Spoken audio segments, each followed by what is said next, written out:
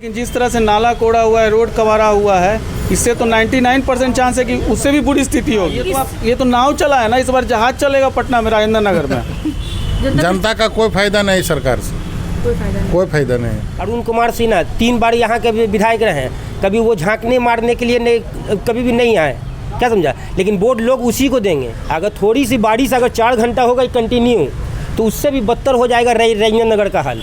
नमस्कार, मैं हूं आयुष और आप देख रहे हैं फर्स्ट बिहार झारखंड। मैं हूं अभी पटना के राजेंद्र नगर में।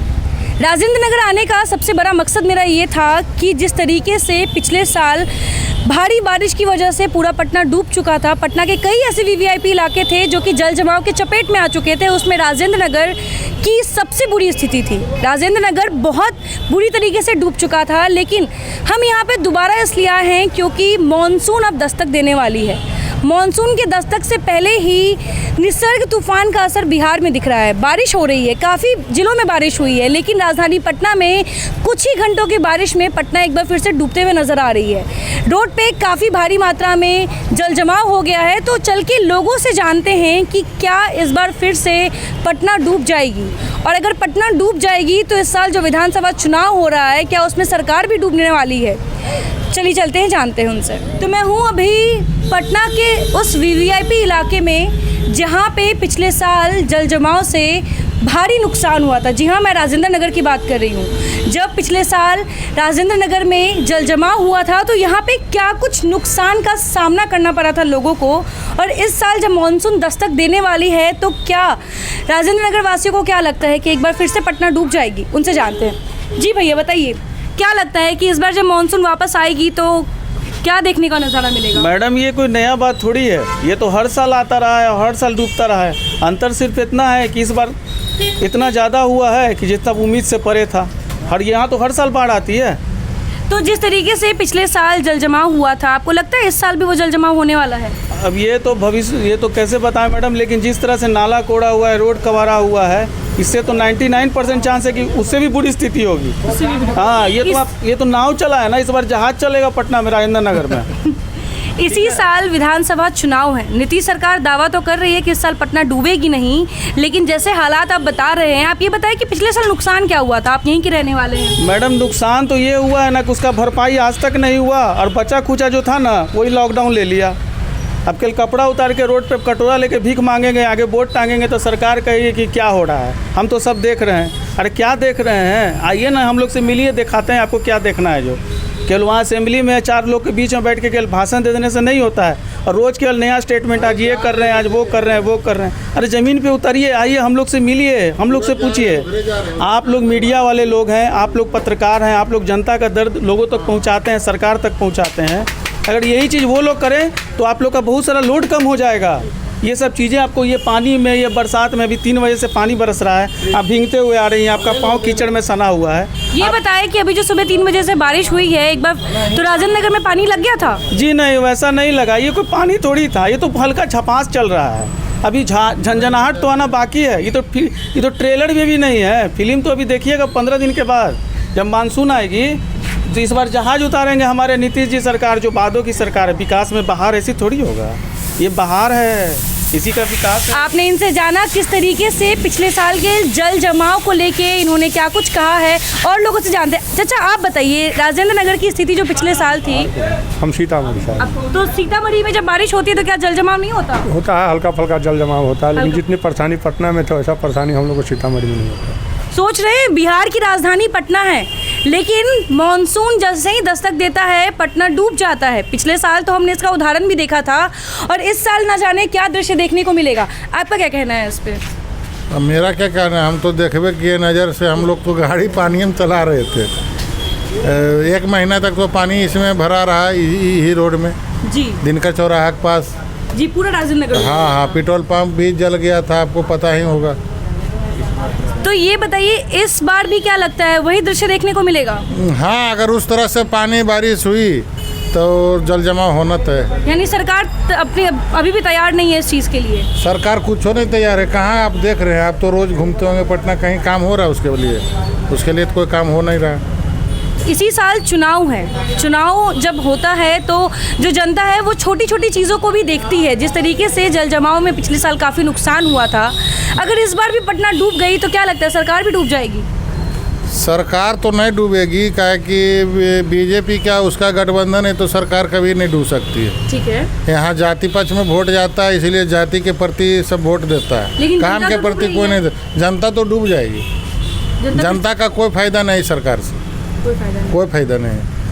तो वो जो ये दावे कर रहे हैं कि उन्होंने नगर निगम से काफ़ी कुछ काम करवाया है, जहाँ भी जेसीबी जाती है वहाँ पे वीडियो रिकॉर्डिंग करवाया जा रहा है कि हम ड्रेनेज सिस्टम दुरुस्त कर रहे हैं, लेकिन एक दिन की बारिश में तो रोड पे पानी लग जा रहा है। वो हर जगह पटना का यही रवैया है, यही करना है। पूरे पटना में कहीं भी चल जाइए आप, यहाँ से लेके सगुना मोड़ तक चल जाइए, आरपीएस मोड़ चल जाइएगा, बोरिंग रोड चल जाइए, या आप गांधी मैदान चल जाइए, पानी तो तुरंत ऊपर आ जाता है।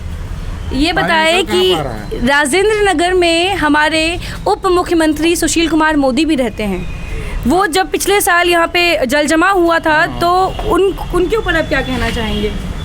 वो तो दुर्गम आदमी है, कोई काम के आदमी नहीं है। सही बोलते हैं, खाली नाम का है। वो उप मुख्यमंत्री है, कोई काम करते नहीं। काम करते तो वो अपने आप नहीं डूब जाते।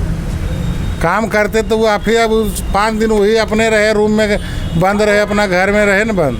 बिल्कुल। तो सब आप ही लोग के जैसा मीडिया कर्मी आए तब जाके वो निकले उसी दिन।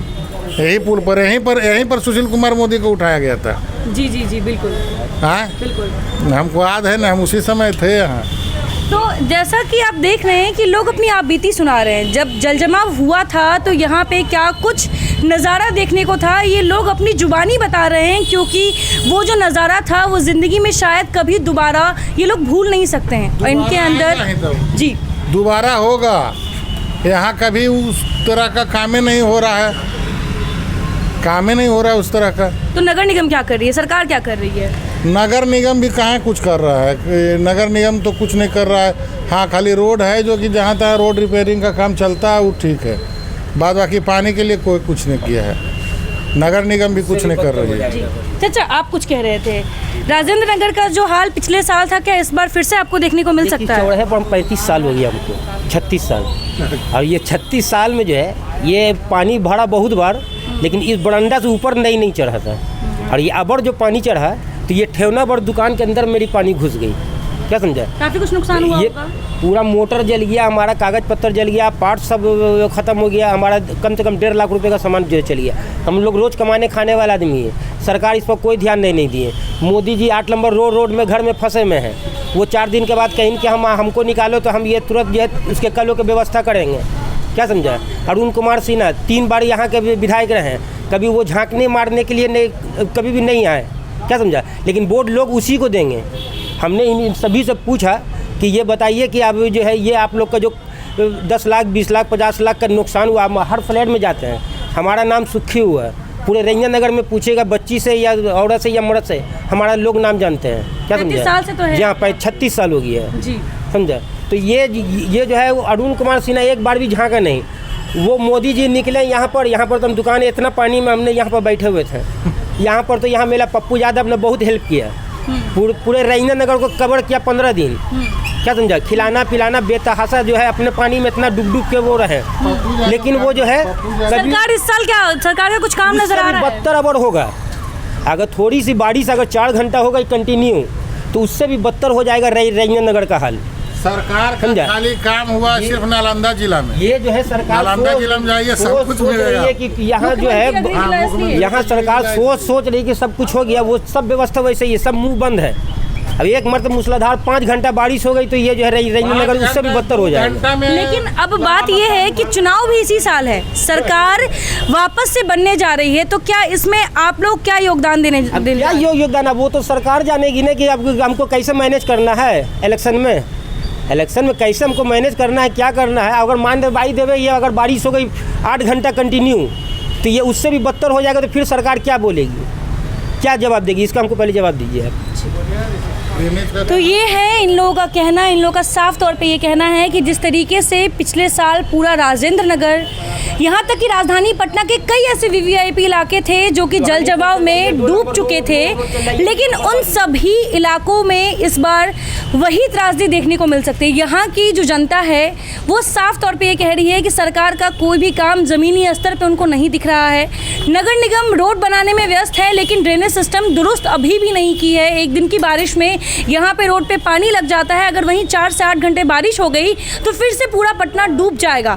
लोग इस चीज़ के लिए 99% श्योर हैं कि ऐसा फिर से दोबारा हो सकता है। तो कहीं ना कहीं सरकार के जो दावे हैं उनका ये कहना है कि अब बिहार नहीं डूबेगी, राजधानी पटना में दोबारा वो दृश्य देखने को नहीं मिलेगा, लेकिन लोग उनकी इस बातों को साफ तौर पे झुठलाते हुए नजर आ रहे हैं। फिलहाल बने रहे फर्स्ट बिहार झारखंड के साथ। हमारा चैनल लाइक एंड सब्सक्राइब करना ना भूले। धन्यवाद। बिहार के आधुनिक अस्पतालों में से एक NSMCH multi speciality 350 bedded hospital, अनुभवी डॉक्टर एवं ट्रेन्ड पैरामेडिकल स्टाफ, विश्व स्तरीय सुविधाओं के साथ अत्याधुनिक ऑपरेशन थिएटर, ICU, NICU, निशुल्क OPD परामर्श, 24 घंटे इमरजेंसी सर्विसेज और जटिल गर्भावस्था का इलाज। Netaji Subhash medical college and hospital, Amhara, Bihta, Patna.